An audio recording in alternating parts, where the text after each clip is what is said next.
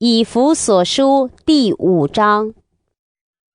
所以你们该效法神，好像蒙慈爱的儿女一样，也要凭爱心行事，正如基督爱我们，为我们舍了自己，当作馨香的供物和祭物献与神。至于淫乱并一切污秽或是贪婪，在你们中间连提都不可，方合圣徒的体统。淫词、妄语和戏笑的话都不相宜，总要说感谢的话，因为你们确实的知道，无论是淫乱的，是污秽的，是有贪心的，在基督和神的国里都是无分的。有贪心的就与拜偶像的一样。不要被人虚浮的话欺哄，因这些事神的愤怒必临到那悖逆之子。所以你们不要与他们同伙。从前你们是暗昧的，但如今在主里面是光明的。行事为人，就当像光明的子女。光明所结的果子，就是一切良善、公义、诚实。总要查验何为主所喜悦的事。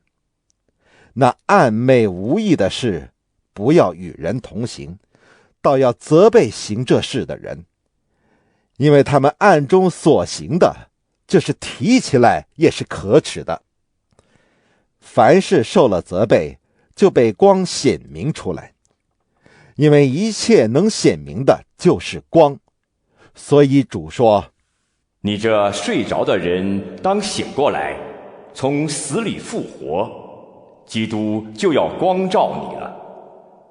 你们要谨慎行事，不要像愚昧人，当像智慧人，要爱惜光阴，因为现今的世代邪恶，不要做糊涂人，要明白主的旨意如何。不要醉酒，酒能使人放荡，乃要被圣灵充满。当用诗章、颂词、灵歌彼此对说，口唱心和的赞美主。凡事要奉我们主耶稣基督的名，常常感谢父神。又当存敬畏基督的心，彼此顺服。你们做妻子的，当顺服自己的丈夫，如同顺服主。因为丈夫是妻子的头，如同基督是教会的头，他又是教会全体的救主。教会怎样顺服基督，妻子也要怎样凡事顺服丈夫。你们做丈夫的，要爱你们的妻子，正如基督爱教会，为教会舍己。要用水借着道把教会洗净，成为圣洁，可以献给自己，做个荣耀的教会，毫无玷污、皱纹等类的病，乃是圣洁没有瑕疵的。